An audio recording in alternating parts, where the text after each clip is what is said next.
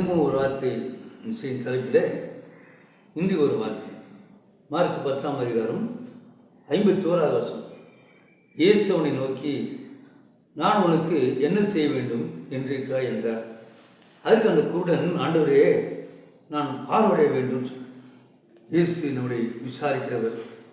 அந்த குருடனை பார்த்து அவன் என்ன செய்யணும்னு கேட்குறார். இங்கே யார் இவன் பார்த்தாக்கா பர்த்திமேயு 46 வாசிக்கலாம்.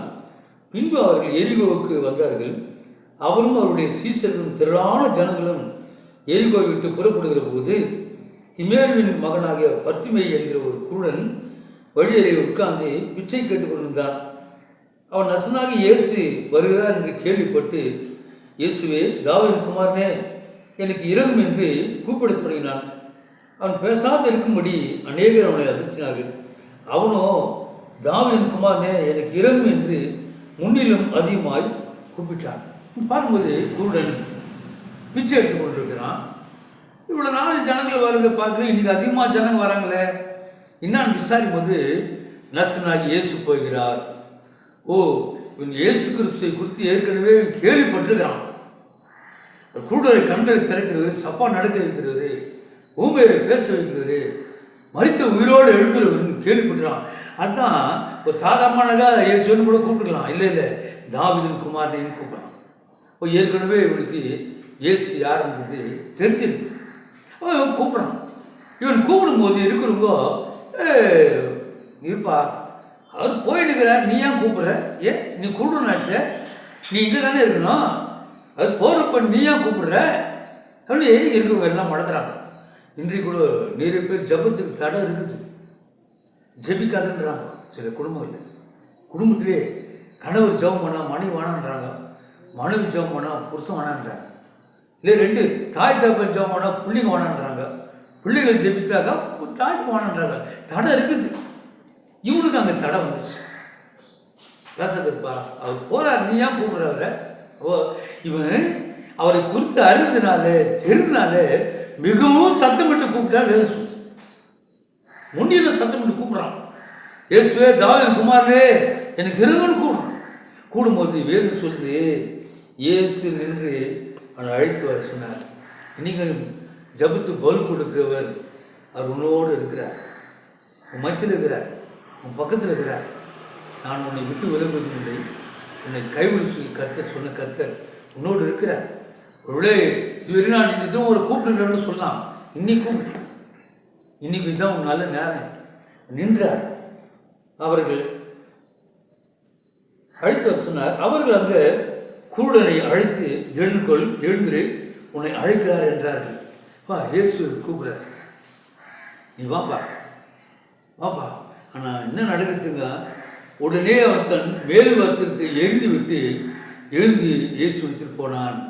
மேல் வஸ்திரம் அந்த துணி வெள்ளையாக தான் இருக்குமா. கூடை இப்போ பார்க்கணும் தெரிஞ்சிடும், இவன் கூடை வெள்ளை துணி போட்டுக்கிறான், அப்போ அவன் தள்ளி போவோம் அப்படின்னு சொல்லிட்டு இவங்க பாட்டு போயிட்டுருப்பான். ஆனால் அவன் என்ன பண்ணான்? இயேசு கூப்பிட்றாருன்னு கேட்டதுமே அவன் மேல் வஸ்திரத்தை உதிரி போட்டு போயிட்டான். ஏயா, நான் இனி குருடன் கிடையாது, ஏயா என் கண்களை திறக்கிறவர் என்னை கூப்பிட்டுட்டாரு. ஒரு அலையில சொல்லுமா, நீதாங்க உன் ஜபத்தை கேட்டு உன்னை இன்றைக்கும் ஒரு அற்புதம் செய்கிற கர்த்தர், அதிசயத்தை செய்கிற கர்த்தர் அவனோடு இருக்கிறார். நீ கூப்பிடுவான்னு எதிர்பார்த்துங்கிறார். நீங்கள் ரகசியம் தான். நீங்கள் தான் நிறைய பேர் அவனை கூப்பிட்டு சோர்ந்துட்டாங்க, வெளியில் போட்டு போயிட்டாங்க. இல்லை, இனிமேல் நாங்கள் ஜெபம் பண்ணுற மாதிரியெல்லாம் இல்லை, நீ தொடர்ந்து நீ ஜெபம் பண்ணுப்பா, கர்த்தர் உன் ஜபத்து பல் கொடுக்க ஆவல் உள்ளதாக இருக்காரு. நீயாவே ஒதுக்கிட்டாரு, வேணாம், கர்த்தர் ஜபத்து பல் கொடுக்குறவர் மேல் வரத்து உதிரி போட்டு போயிட்டான். இயேசு அவனை நோக்கி, நான் உனக்கு என்ன செய்ய வேண்டும் என்றிருக்கிறாய் என்றார். அது அனைவரும் என்னன்றாங்க, உனக்கு என்ன தேவைன்னு தெரியும்பா அவருக்கு, நீ ஜெபம் பண்ணாதான்னு சொல்கிறாங்க. கிடையவே கிடையாது. இப்போ அவர் கேட்குறாரு, இவன் கூட அவர் தெரியுமே, அவர் கேட்குறாரு, உன் நான் என்ன செய்யணும்னு கேட்குறாரு. இன்னைக்கு கூட நீங்கள் மனசை திறந்து எனக்கு இது செய்யணும் கேட்டால் தான் செய்வார். கேளுங்கள் கொடுக்கப்படும், கேட்கிறவன் பெற்றுக்கொள்வார், என் நாமத்தில் நான் எதை கேட்டாலும் நான் செய்வேன். இதுதான் ரகசியம். அப்போது நான் என்ன செய்யணும் கேட்குறேன். அவன் சொல்கிறான். அதுக்கு அந்த குருடன், ஆண்டவரே, நான் பார்வையிட வேண்டும் என்றான். இயேசு அவனை நோக்கி, போகலாம், உன் விசுவாசம் உன்னை ரட்சித்தது என்றார். உடனே அவன் பார்வையடைந்து வழியிலே இயேசுக்கு பின் சென்றான். உடனே அவனுக்கு சுகம் கிடைச்சிடுச்சு, உடனே அவனுக்கு பலன் கிடைச்சிடுச்சு. ஆண்டவரே பாருங்க, அவன் சுகப்பட்ட பிறகு கண்ணு தெரிஞ்சிடுச்சு, இயேசு கூடவே போயிட்டான். இனி அந்த இயேசு உன் வாழ்க்கை ஒரு அற்புதம் செய்திருக்கிறார், ஒரு அதிசயத்தை செய்ய இருக்கிறார். நீ கூப்பிடுவான்னு எதிர்பார்த்துங்கிறார். கூப்பிடுவா, கர்த்தர் ஆசிரிப்பார். நல்ல பிதா, நன்றியோடு ஸ்தோத்திக்கிறோம். அந்த அப்பா, இந்த குருடன் நீ இருக்கிற வழியாகவே நீ வரப்பா, அற்புதம் அவன் வாழ்க்கை நீ அற்புதம் செய்யணும் தான் வர. அவனுக்கும் தெரிஞ்சிச்சு, அவனுக்கு தெரிந்தாமல் அவனை கூப்பிட்டான். எப்பா இருக்கிறவங்களுக்கு தெரியலப்பா நீ யாருன்னு அவனுக்கு தெரிஞ்சிச்சு. இனி கூட கேட்டுக்கொண்டு தேவப்பிள்ளையுடைய வாழ்க்கையிலப்பா நீ யாருன்றதை அவர் அறிந்து கொள்ள முடியாகும், அவனை ஜெபிக்க முடியாகும், உன்னை நோக்கி கூப்பிட முடியாகும். நீ தான்மா உதவி செய்யணும். அப்படி கூப்பிட்டு ஜெபித்து உடைய கிருபைகள், நன்மைகளை, ஆசீர்வாதங்களை, சுதந்திரத்துக்குள்ள உதவி செய்யப்பா.